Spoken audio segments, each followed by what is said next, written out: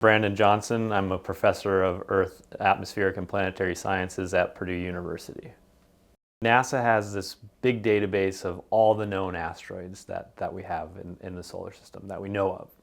And when we detect an asteroid, essentially we check against this database to see if it's one that we already know about or if it's a new one. And if it's a new one, it gets added to that database. If it's one we already know about, then we can kind of update what its orbit looks like.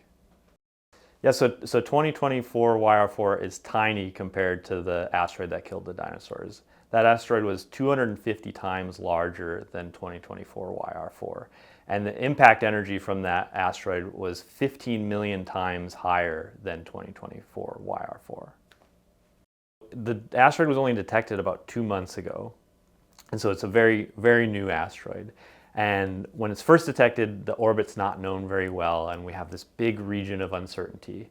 And the Earth is, the Earth's in that region of uncertainty, and we have a small chance of it hitting the Earth.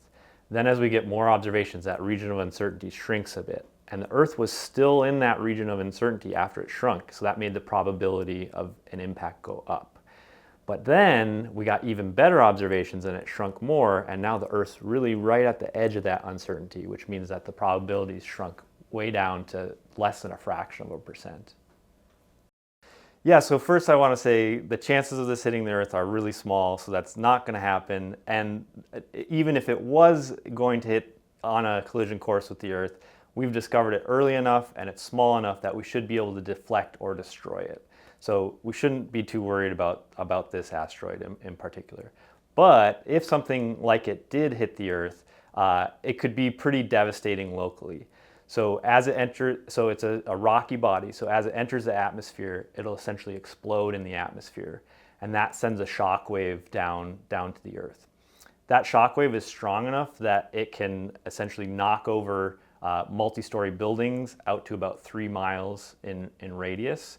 So if this was a direct hit over a city, it could kind of flatten the city. So it'd be really bad.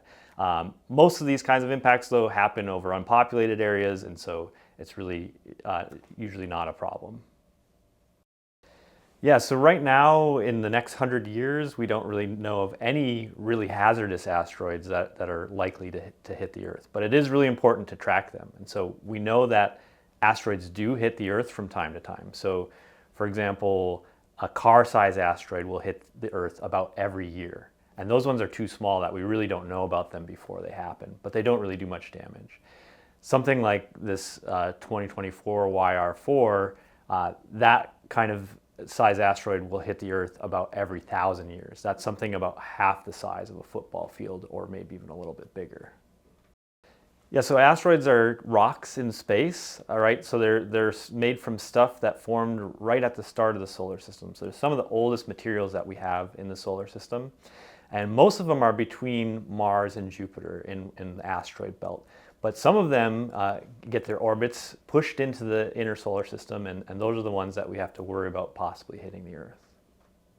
Yeah, so there's lots of reasons it's important to study asteroids. I think one of the main reasons is, as I said before, these represent some of the first solids in the solar system. So we can learn about how our planets were made and all kinds of cool things about our solar system from asteroids.